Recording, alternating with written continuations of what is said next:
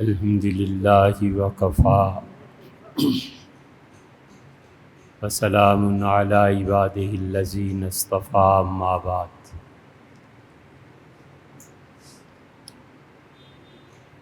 اللہ تعالیٰ نے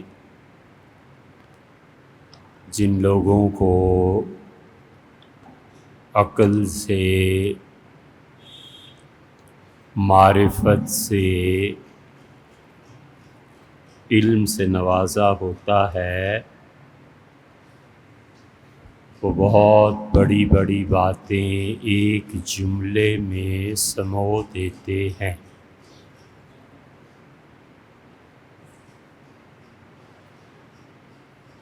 ایک آدمی بہت لمبی عبارت لکھتا ہے کہ یہ بچہ میرا ہے اور یہ مجھے بہت عزیز ہے اور یہ بڑا پیارا بچہ ہے، اور میں نہیں چاہتا کہ میرے بعد یہ کسی سے بھیک مانگے، اور میں اپنے بچے کو یہ ایک گھر دے رہا ہوں، اور یہ بچہ چاہے تو اس گھر کو رکھے اور چاہے تو بیچ دے۔ وہ اپنے پورے جذبات کا اظہار کرتا ہے، اور ایک ایسا باپ جسے اللہ نے تعلیم سے بھی نوازا ہے اور اپنے آپ پہ کنٹرول بھی دیا ہے، وہ صرف ایک جملہ لکھتا ہے کہ میرا یہ گھر میرے بچے کی ملکیت ہے۔ بس بات پوری ہو گئی۔ جتنا کچھ اس نے کہا 10 فکروں میں اس نے لفظ ملکیت بول کر ساری بات پوری کر دی کہ یہ بچہ اس گھر کو رکھے بیچ دے، سب اس کا اختیار ہے، اور میں دستبردار ہوا اور یہ اس گھر کا مالک ہوا۔ اس لیے جن لوگوں کو اللہ نے اپنی معرفت سے نوازا ہوتا ہے، وہ کبھی کبھی ایک لفظ اور جملے میں پوری بات کہہ دیتے ہیں، اور جنہوں نے سمجھنا ہوتا ہے وہ سمجھ جاتے ہیں۔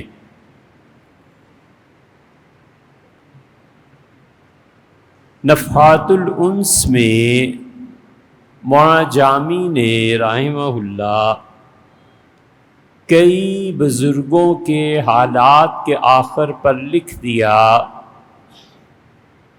کہ شیخ کا کلام انسانوں کی عقل سے بلندتر ہو گیا اور ان کی مجلس خالی ہو گئی، اس لیے کہ لوگ مدتوں انہیں سنتے آتے رہے، اور جب ان کی معرفت خداوندی بڑھ گئی اور ہر وقت یہ احساس غالب رہا کہ اللہ ہے اور اس کے سامنے، اللہ کے بڑوں کے سامنے بولنے میں حیا کرنی چاہیے، تو خاموشی غالب ہو گئی اور بقدر ضرورت زبان کھولی، اور جو سننے والے آتے تھے وہ اس لیول کے نہیں تھے۔ ایک بچہ کہتا ہے کہ آئنسٹائن کی تھیوری کیا تھی، اور ایک سائنسدان فزکس کا ماہر اسے کہتا ہے کہ یہ تھی۔ اب بچہ کہتا ہے کہ کیا خاک میرے پلے پڑے کہ یہ از ایکول ٹو اور یہ تھی، مجھے تشریح کر دیں۔ وہ کہتا ہے بچے اب دماغ میں طاقت نہیں ہے کہ تشریح کر دوں، یہ خود سمجھ۔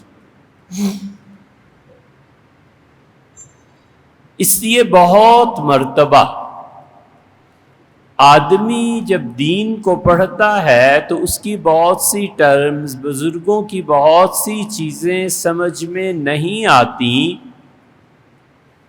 چپ کر کے گزر جائے کہ میں ابھی اس قابل نہیں ہوں کہ اس بات کو سمجھ سکوں، اپنی عقل اس کو چھوٹا سمجھے، اپنی عقل کو ناواقف سمجھے، اپنے علم پہ کم علمی پہ ماتم کرے اور حسرت ہو کہ یار کاش میں اسے سمجھ سکتا، یہ نہ کرے کہ جنہوں نے کلام کیا ہے ان پر لعن طعن کرے۔ مولانا روم نے لکھا ہے کہ اللہ کسی شخص کو جب ذلیل کرنا چاہتا ہے تو اس کی زبان کھول دیتا ہے اور وہ خدا کے پاک اور برگزیدہ بندوں پر تہمتیں لگاتے ہیں اور ان کو گالیاں دیتے ہیں۔ جب کسی انسان میں یہ بات آ جائے تو اس کا جواب دینے کی بجائے چپ ہو جانا چاہیے اور دیکھنا چاہیے کہ وقت اس کے ساتھ اس بے ادبی کی سزا میں کیا کرتا ہے۔ بہت چیزیں ایسی ہیں۔ مثنوی مولانا روم پہ پوری امت کا اتفاق رہا ہے کہ مولانا روم کی مثنوی فارسی زبان میں گویا کہ قرآن نازل ہوا ہے۔ امام محمد رحمۃ اللہ علیہ حنفی فقہا کے امام اور انٹرنیشنل جو کورسپونڈنس تھی، سب سے پہلے انہوں نے عالمی سطح پہ اس کے قوانین بنائے تھے، اور امام محمد رحمۃ اللہ علیہ جیسا انسان وہ جو کچھ کہتے سنتے تھے ہر آدمی کی سمجھ میں نہیں آتا تھا،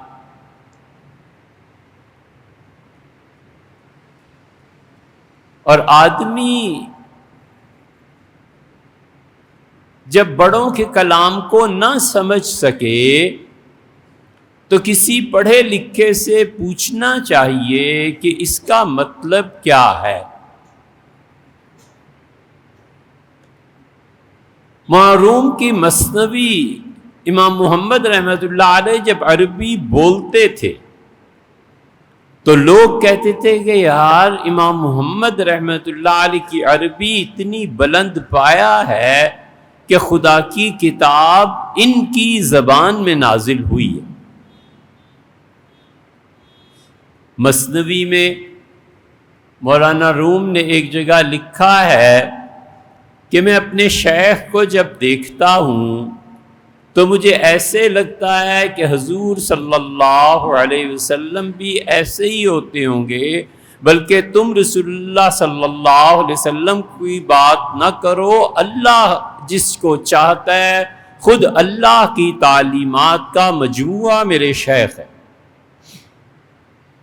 اب ایک ان پڑھ آدمی شور مچاتا ہے کہ مولانا روم نے اپنے شیخ کو اللہ اور رسول کے مقابلے میں لا کے کھڑا کر دیا، تو اب آگے چلو کیا فتویٰ دینا ہے؟ مولانا روم گمراہ تھے۔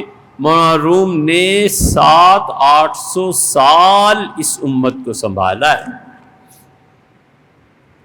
کوئی یہ سمجھتا ہے کہ خانقاہیں، یہ بابے، یہ جن کے پاس کوئی جاتا تھا تو بس صرف اللہ اللہ کرتا رہتا تھا اور سوتا رہتا تھا، اسے ماتم کرنا چاہیے اپنی کم علمی کا۔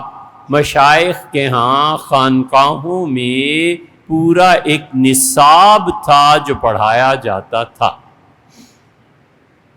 وہ فجر کے بعد سے تعلیم شروع کرتے تھے اور ناشتے تک پڑھاتے رہتے تھے۔ ناشتے کے بعد کچھ وقفے کے بعد پھر وہ شروع کرتے تھے اور دوپہر آدھی ہو جاتی تھی پھر تک پڑھاتے رہتے تھے، پھر دوپہر کے بعد کھانا اور سونا اور ظہر کے بعد پھر وہ پڑھانا شروع کرتے تھے، عصر کے بعد کچھ نہیں پڑھاتے تھے، اور مغرب اور عشاء یہ سارا اللہ کے ذکر کے لیے تھا۔ خانقاہوں کا اپنا ایک نصاب تھا۔ ہم لوگوں نے چونکہ وہ خانقاہیں وہ نظام دیکھا نہیں، ہم نے دیکھا ہے، اس لیے ہمیشہ خانقاہوں کے خلاف بولتے رہتے ہیں، حالانکہ وہ خود نہیں جانتے کہ خانقاہ کیا چیز ہے۔ بچہ کہتا ہے کہ امی میں کریلے بالکل نہیں کھاؤں گا، کریلا بہت برا ہے، دوستوں نے کھایا ہے اور کہتے ہیں کڑوا ہے، اور ماں ایک دن کہتی ہے کہ پیٹھا کدو آپ کو بنا دوں اور آپ کو میں اچھی طرح بھنڈیاں بھون دوں، بھنڈی تو بہت اچھی ہے، اور ماں کریلا بھون کے سامنے رکھ لیتی ہے، اور کتنے ہی بچے اور کتنے ہی قومیں اور کتنے ہی فرد اور معاشرے بھنڈیوں کے دھوکے میں کریلے کھا رہے ہیں۔ اس لیے ہم نے خانقاہیں جن لوگوں نے نہیں دیکھی وہ جانتے ہی نہیں وہ کیا چیز تھی۔ مولانا روم کی مثنوی 3 سال مشائخ اپنے پاس رکھ کے پڑھاتے تھے۔ تو اس لیے جن الفاظ کی سمجھ نہ آئے ان الفاظ میں الجھنے کی بجائے سلجھنا چاہیے ان الفاظ کو، اور ہمیشہ یہ سوچے کہ جو مجھے نہیں سمجھ آ رہی تو اس کا مطلب یہ نہیں ہے کہ وہ باطل ہے، میری علم میں کمی۔ اس لیے بہت سی چیزیں ابن عربی کے ہاں، مولانا روم کے ہاں اور حکیم صنائی کے ہاں اور کانٹ جو بہت بڑا فلسفی تھا اس کے ہاں، حضرت مجدد الفسانی رحمۃ اللہ علیہ کے مکتوبات میں، اور نیتشے اس پہ یہاں تو اتنی فرصت وقت نہیں کہ بات کریں، نیتشے پہ کبھی انشاءاللہ ہم کلام کریں گے۔ ان سب لوگوں کے ہاں ایسی چیزیں پائی جاتی ہیں، اور نیتشے کہاں آ کر پھنس گیا، اور علامہ اقبال نے کہا کہ لا الہ اس نے پڑھ لیا اور الا اللہ نہیں پڑھ پایا، اور اگر وہ حضرت شیخ مجدد الفسانی سرہندی رحمۃ اللہ علیہ کے زمانے میں ہوتا یا میرے دور میں ہوتا تو ہم لوگ اسے لا الہ سے نکال کے الا اللہ کی منزل تک پہنچا دیتے۔ تو ان حضرات نے بہت کچھ لکھا ہے، اور مثنوی ایسی چیز ہے جو کئی صدیوں تک خانقاہوں میں لوگوں کی تربیت کرتی رہی۔ بات چھوٹی سی اور تشریح اس کی بہت بڑی، ہمارے مشائخ کا، مثنوی کا خاصہ، مولانا روم کا، اللہ تک علامہ اقبال کا، اتنی عظیم فلسفے کو ایک فکرے میں بند کر دیتے تھے۔ اس لیے انہوں نے اپنی کتابوں میں بہت چیزیں لکھی۔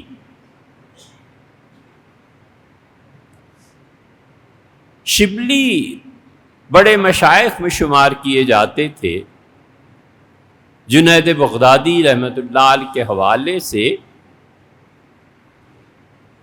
اور کسی نے پوچھا شبلی تصوف کیا ہے، اور شبلی پہ وہ عمر آ گئی تھی جب زیادہ وہ بات نہیں کر پاتے تھے۔ انہوں نے کہا شرک، اور پھر چپ ہو گئے۔ صوفی بڑا پریشان ہوا اور اس نے کہا کہ جو صوفی اور صوفیہ کے امام اس دور کے اور ان کے مشائخ اور اگلی نسلیں، میں نے پوچھا تصوف کیا ہے تو انہوں نے کہا شرک۔ کیا یہ سارے مشرکین تھے؟ یہ شرک کیا چیز ہے؟ شیخ نے کیا کہہ دیا؟ تو ایک آدمی جو شبلی رحمت اللہ علیہ کے ساتھ کئی برس رہا تھا، اس بچے نے پوچھا، اور اس سے کہا میں نے تو پوچھا تھا خانقاہ آ کے تاکہ حضرت سے بیعت ہو جاؤں، صوفی بنوں، میں نے پوچھا تو بس ایک لفظ فرمایا، شرک۔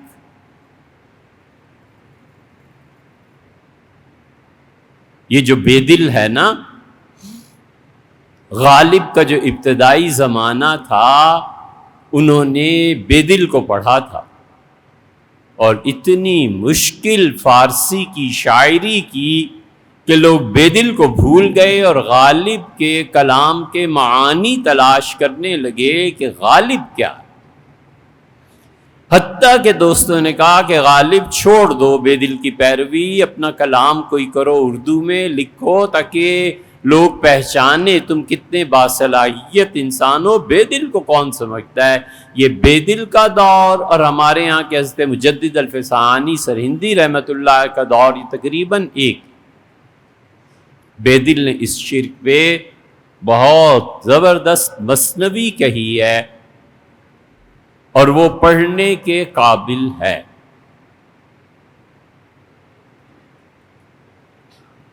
اس لیے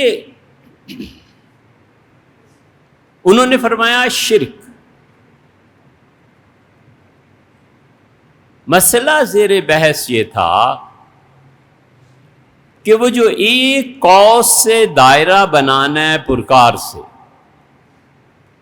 اور بچہ اس کی ابتدا کرتا ہے اور ہاف سائیکل وہ کھینچتا ہے، اور باقی کا کھینچنا اس کے اختیار میں نہیں ہے، اور بات شروع ہوتی ہے وجود سے کہ وجود کیا ہے۔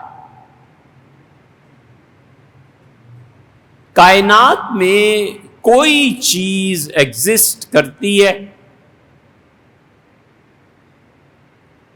اللہ نے ٹائم کو پیدا کیا، اور ٹائم نے دن اور رات کو دیکھ کر نہیں جانا کہ وقت ایسے اس کی پیمائش ہوتی ہے، بلکہ ٹائم کو پہلے سے معلوم تھا کہ مجھے اللہ نے مختلف طریقوں پر پیدا کیا ہے۔ تقدیر اللہ نے لکھوائی، اور اللہ نے 6 قسم کی تقدیر لکھوائی کہ میرے بندے کی تقدیر لکھو، نمبر 1، 2، 3 اور 6 تقدیر کو اس کائنات میں آخری تقدیر قرار دیا، اور کہا میرے بندوں کا اور یہ معاملہ میرے ساتھ ہے، 6 قسم کی تقدیریں ہیں۔ اور پھر یہ وجود اپنے سفر کو نکلا، اور اللہ نے پہلی چیز کیا پیدا کی؟ عقل۔ اللہ نے پہلی چیز کیا پیدا کی؟ آیان ثابتہ سے، اللہ کے علم سے پہلی چیز یہ بہت کم درجے کی، ہماری کم علمی ہے کہ بیان نہیں کر پا رہے، لیکن کم سطح کی اردو میں کہہ رہے ہیں کہ اللہ کے علم آیان ثابتہ سے اس کائنات میں پہلی چیز کیا ٹپکی؟ اللہ نے اپنے علم سے سب سے پہلے حضور صلی اللہ علیہ وسلم کان اللہ ولم یکن شیئا، اللہ کی ہستی اور اس کے علاوہ کوئی چیز نہیں تھی۔ تو اللہ نے سب سے پہلے کیا اسپیس کو پیدا کیا کہ اسپیس میں خدا خود کو پابند کر لے، ڈھال لے، قید کر لے، یا اللہ اس سے بہت بلند و بالا ہے کہ اس کے سامنے جگہ اس کی مخلوق ہے۔ اللہ نے سب سے پہلے ٹائم کو پیدا کیا، اللہ نے سب سے پہلے عقل کو پیدا کیا، اللہ نے سب سے پہلے حضرت رسالت میں آپ صلی اللہ علیہ وسلم کے نور مبارک کو پیدا کیا۔ فلاسفہ نے بہت طویل مباحث کی ہیں، اور کچھ کا خیال یہ ہے کہ اللہ نے عالم لاہوت سے جو چیز پہلی مرتبہ پھینکی اور لوگوں کو بتایا وہ عقل ہے، اور کچھ سرے سے اس کی نفی کرتے ہیں۔ کانٹ نے یہ بات اپنے فلسفے میں بیان کی، اور اس نے کہا عقل خالص نہیں ہے۔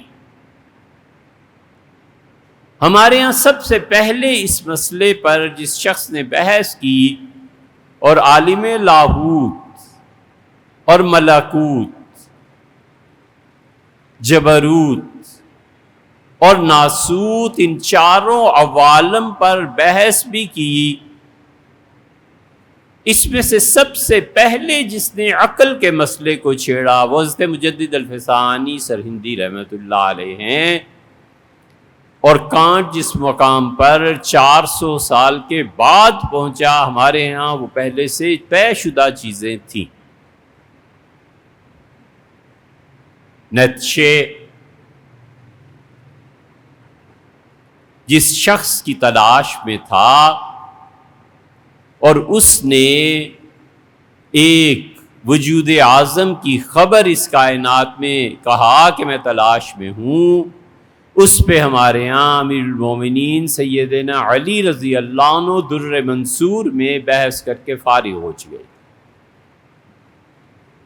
علامہ اقبال جس ایک آئیڈیولوجیکل مین کی تلاش میں ہیں، حضرت شاہ ولی اللہ رحمۃ اللہ علیہ نے حجت اللہ البالغہ پر بحث کی ہے۔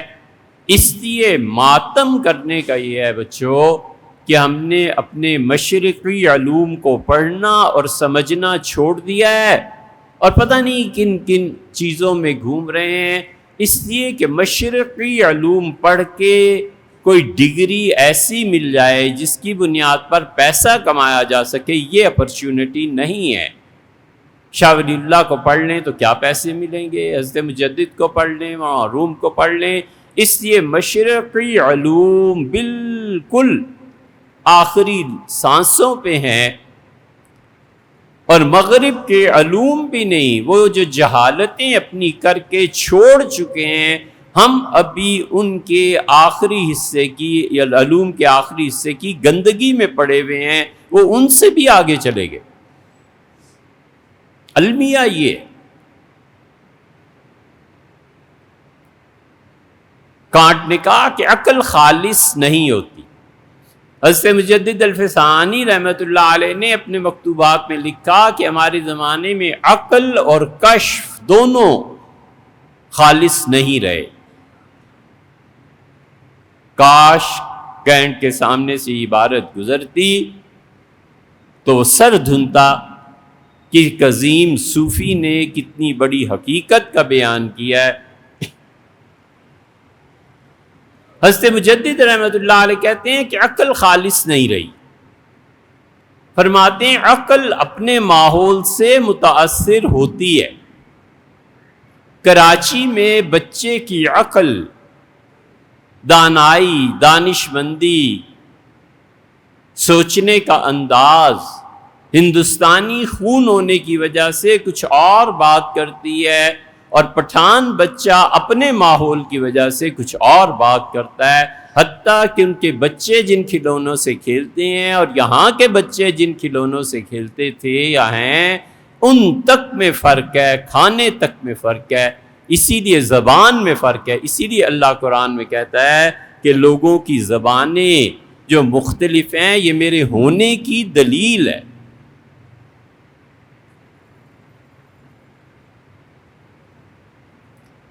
حضرت مجدد رحمۃ اللہ علیہ کہتے ہیں عقل انسانی اپنے اطراف سے سیکھنے لگی ہے، اس لیے جو بچہ جس ماحول میں پیدا ہوتا ہے اس کی عقل بھی ویسے ہی کام کرتی ہے، خالص عقل نہیں رہی۔ اور پھر فرماتے ہیں کہ خالص کشف نہیں رہا، اس لیے کہ کھانا حلال کا نہیں رہا نا، تو جب کھانا صوفی حلال کا نہیں کھائے گا تو اس کے نتیجے میں کشف میں ادھر ادھر کی حرام حلال سب ملی ہوئی ہوں گی۔ اور ہم اس سے بھی بڑھ کے آگے کی تیسری بات کرتے ہیں کہ خواب خالص نہیں رہے۔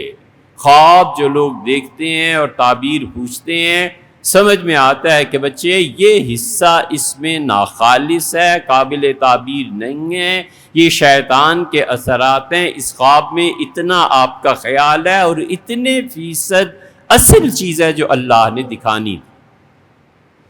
اور تم اگر اللہ کو یاد کرتے ہو یا نہیں بھی یاد کرتے، تمہارا دل ابھی پاک ہے، تو تم سو گے، پھر اٹھو گے، پھر خواب بھول جاؤ گے، ایک حصہ یاد رہ جائے گا، اس لیے کہ خدا نے بس وہی حصہ تمہیں یاد کروانا تھا اور کچھ نہیں۔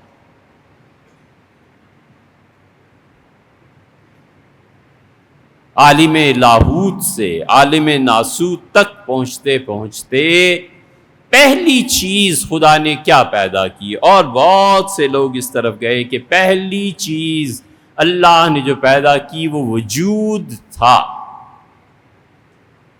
موجود اور وجود میں فرق ہے۔ ایک ہے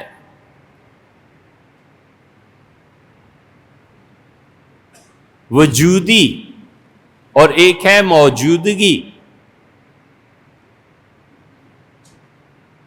اللہ نے وجود کو تخلیق فرمایا۔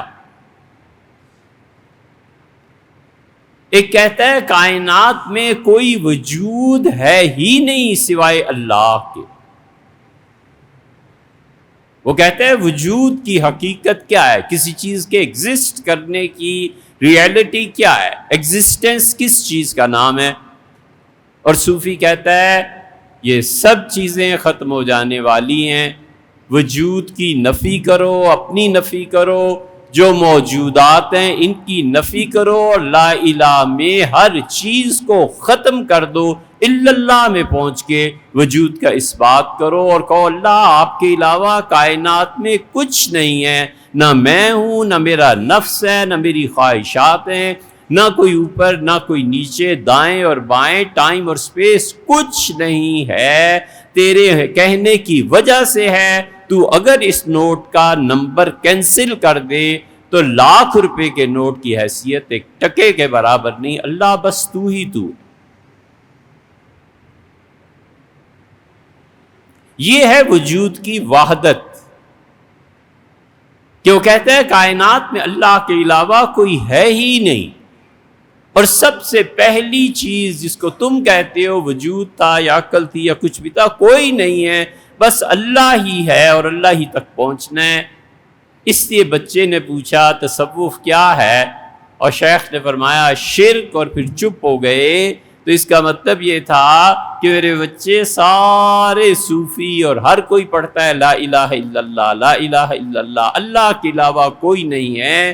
تو یہ جو اللہ کے علاوہ کسی کو مان کے پھر اس کی نفی کرنی ہے، یہ خود دوسرے وجود کا ماننا شرک نہیں ہے۔ میں خدا کی توحید کے اس مرتبے تک پہنچ چکا ہوں کہ میں اللہ کے علاوہ کسی کا قائل ہی نہیں۔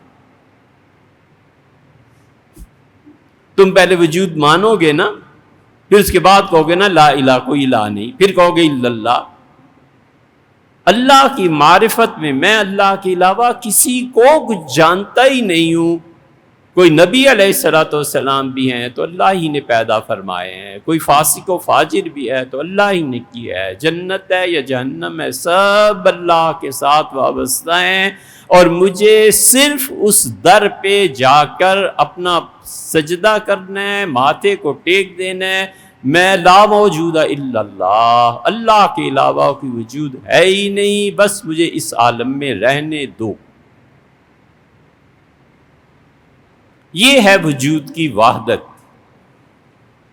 اب بچہ کیا جانے کہ حضرت جو فرمایا تھا شرک، تو اتنی گہری بات کی، وہ جو ان کے ساتھ رہے تھے وہ ہنسے اور انہیں بچے کو سمجھایا، ان کا بیٹے کائنات میں اللہ کے علاوہ ایگزسٹنگ کوئی بھی چیز، پار کسی چیز کو ماننا حضرت نے فرمایا میں کسی کو نہیں مانتا، جس چیز کو دیکھتا ہوں اللہ تک پہنچتا ہوں کہ اللہ یہ تیری ہی چیزیں ہیں، اللہ آپ ہی نے پیدا فرمایا ہے، حسن ہے تو تیرا ہی پیدا کیا ہوا ہے، کوئی برائی ہے تو تیری ہی طرف سے ہے، تو نے کسی چیز کو لوگوں کے لیے امتحان بنایا ہے تو تو نے ہی بنایا ہے، اچھائی کیا اور برائی کیا ان دونوں سے اوپر اٹھ کے گناہ کی وجہ سے لوگوں کو مطعون نہیں کرتا، برا نہیں کہتا، یہ فقہا اور مفتیوں کا کام ہے، اور نیکی کی وجہ سے کسی کو نیک نہیں کہتا، بس کہتا ہوں جو ہے سو اللہ کی طرف سے۔